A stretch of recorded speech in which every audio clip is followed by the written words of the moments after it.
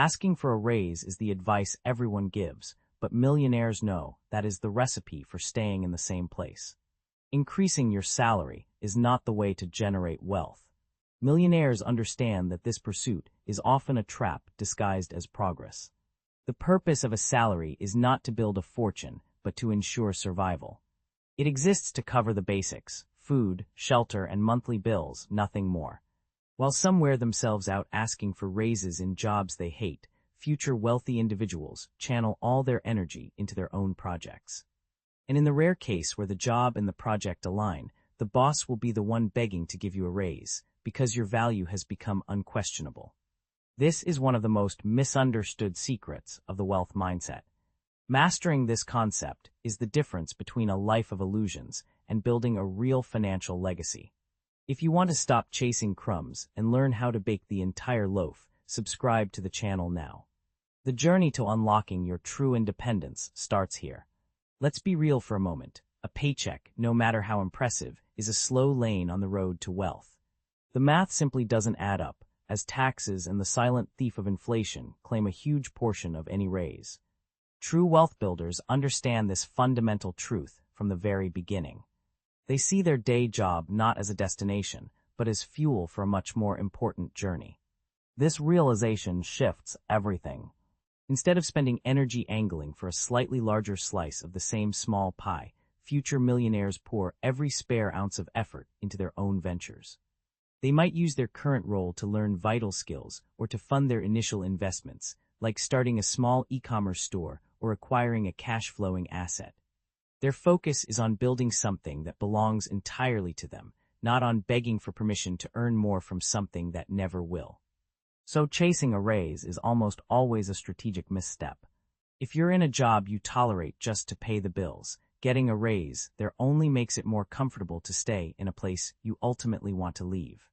Your precious time is better spent accelerating your escape plan. Conversely, if you love your work because it aligns with your mission, your passion will make you so invaluable that promotions will find you. The path to millions is built on your own terms, never from a request approved by someone else. Think about it. Why waste breath negotiating for crumbs when you could be baking your own cake? In the first scenario, you're just biding your time at a job you can't stand. A raise there is a golden handcuff, making you just comfortable enough to delay your escape.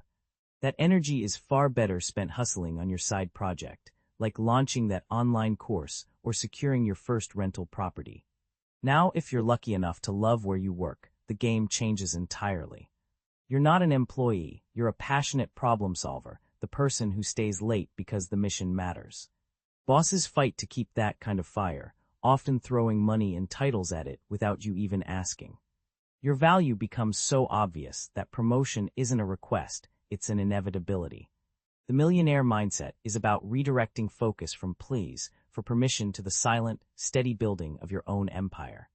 It understands that a slightly bigger paycheck is a distraction, not a destination. This fundamental shift in strategy is what separates those who dream of wealth from those who actually build it, paving the way for the real work to begin. Let's be real, your day job's paycheck isn't your golden ticket. It's the life raft that keeps you from drowning while you build your ship. It buys you ramen noodles and keeps the lights on, nothing more. That's its only job, to fund your survival, not your dreams. See it for what it is, fuel, not the destination. Stop budgeting for luxuries and start allocating every spare dollar toward your escape fund.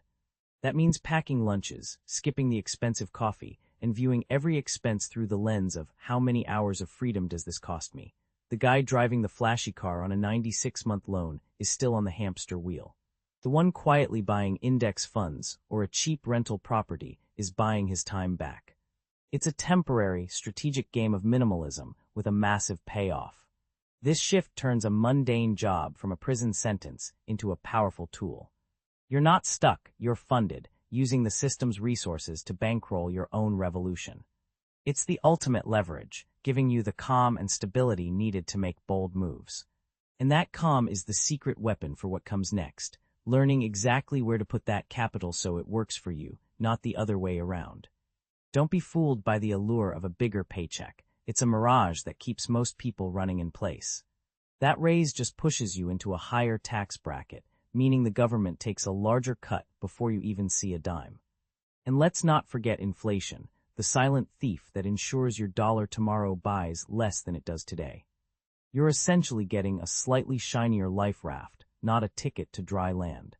Think about it, a 10% raise might feel like a victory lap, but after taxes and the rising cost of living, your real purchasing power might only creep up by 2 or 3%. The guy celebrating his new salary by leasing a BMW is just increasing his monthly nut, tightening the chains that bind him to his desk. True wealth isn't about funding a more expensive lifestyle. It's about quietly converting that extra cash into assets, like a low-cost S&P 500 index fund, VOO or SPY, that pay *U. This is the grand illusion, trading more of your precious time for paper gains that evaporate. The real win is using that modest salary bump to accelerate your escape plan, not your spending. It's about recognizing that a job funds the acquisition of income-generating assets, which is the only path to actual freedom.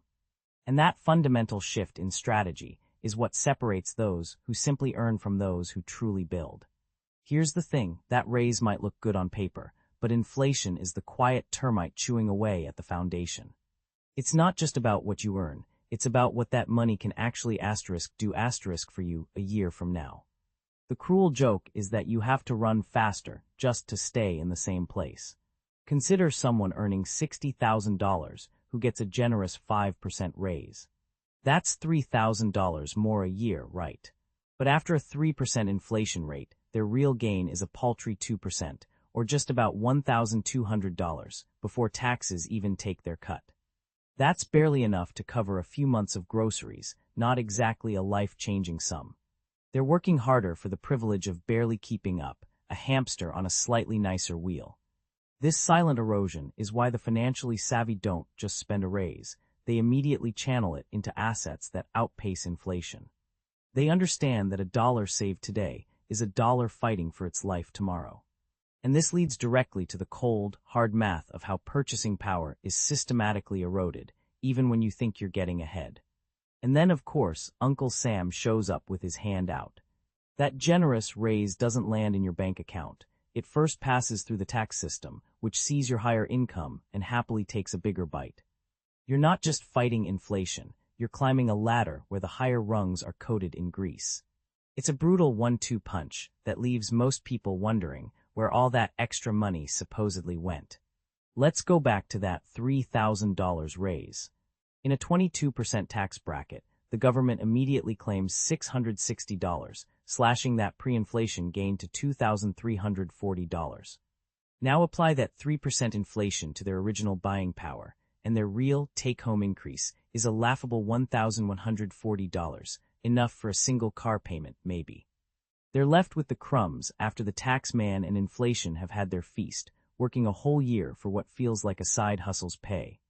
This is the dirty little secret of the hard work pays off mantra. In a progressive tax system, earning more often just means taxing more. Your effort is rewarded with a higher marginal rate, systematically devouring the very reward you thought you earned. It's no wonder the wealthy focus on building assets that generate capital gains, a completely different game with entirely different rules. This is where the paths of the millionaire and the employee diverge into two completely different realities. The employee sees money as something to be earned through time and effort, a linear equation where more hours equal more dollars. The millionaire, however, sees money as a tool to be deployed, a silent worker that never sleeps and isn't subject to a 22% haircut. It's the difference between pushing a boulder uphill and building a ramp for it to roll down on its own. For the employee, a raise is the finish line, the ultimate validation of their hard work. But for the millionaire, a salary is merely seed capital, the initial fuel to acquire income-generating assets like a dividend-paying stock, think an index fund like the S&P 500 or a small rental property. They don't celebrate the paycheck, they strategize which asset that paycheck can buy next, effectively hiring a new employee that works for them 24/7. The goal isn't to have a high price for their time, but to have their money working so they don't have to. This fundamental shift in perspective, from consumer to owner, changes everything. It transforms financial planning from a desperate defense against inflation into an offensive strategy for building genuine, lasting wealth. It's the quiet understanding that while everyone else is fighting over the crumbs, the real feast is being served at a different table entirely. For the aspiring millionaire, that paycheck isn't a prize, it's a life raft. Its only real job is to keep the lights on and the stomach full, nothing more. They know a bigger raft is still just a raft, it won't magically turn into a yacht. The goal is to get out of the water entirely, not just get a more comfortable float. This means living on a fraction of your income, a concept as shocking to most as a cold shower. It's not about deprivation, but about reallocating capital from temporary pleasures to permanent assets. Think of it as paying your future self first, perhaps by automatically diverting 30% of every check into a low-cost index fund before you even see it. That leftover cash for groceries and rent. That's your survival budget, the entire point of the job. Mastering this survival mode is the unglamorous, foundational skill that everything else is built upon. It's the discipline to see a bonus as 10 new shares of a dividend stock, not a down payment on a luxury watch. This mindset shift turns the salary from a source of spending money into a quiet, consistent funding mechanism for your empire. And once that machine is humming along, a whole new world of possibilities begins to open up. That's the quiet secret they don't put in the job description. The salary is just the fuel for the real vehicle, your own ventures. While the world chases a fatter paycheck, the aspiring millionaire is quietly building a system that operates on its own terms. They understand that true wealth isn't funded by a boss's approval. It's built in the stolen hours before dawn or after everyone else has clocked out. This is where the magic happens, turning that saved capital into income-generating projects. It could be a simple online store selling a niche product, a blog monetized through affiliate marketing, or renting out a room on Airbnb.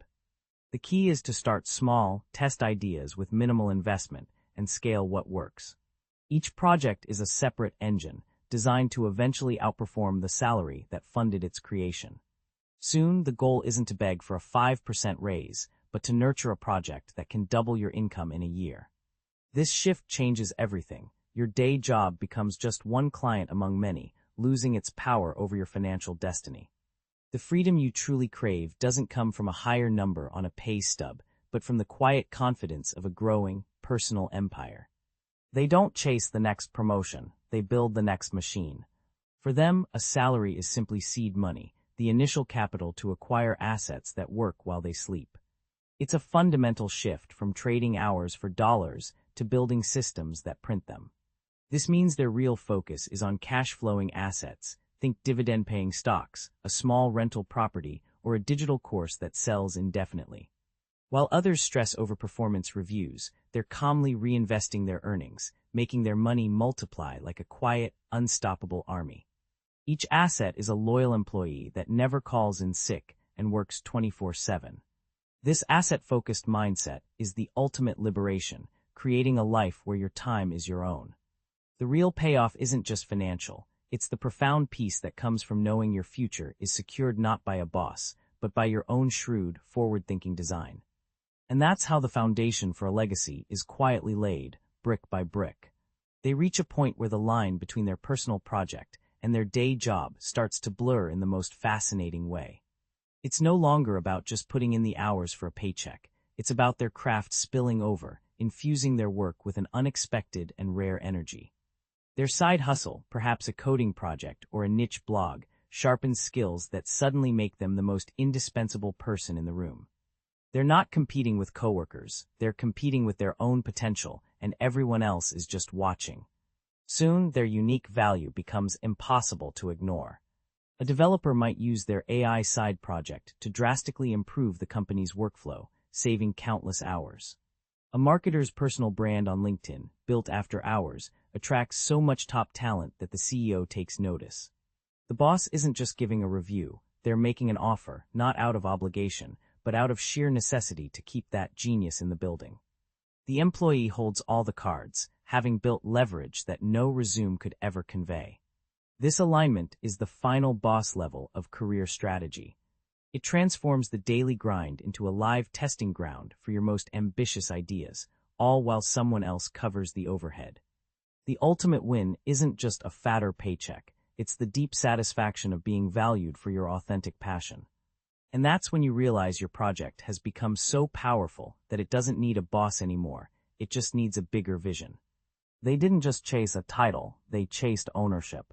Take Sarah, a graphic designer who spent her evenings building a portfolio of digital templates. She wasn't working for a promotion to art director, she was building an asset that generated sales while she slept. That small store, not her salary, became her first real step toward freedom. Another, Michael, a teacher, used his summers not to relax but to write. He authored a series of workbooks aligned with the Common Core curriculum, a niche asset that school districts across the country began to purchase.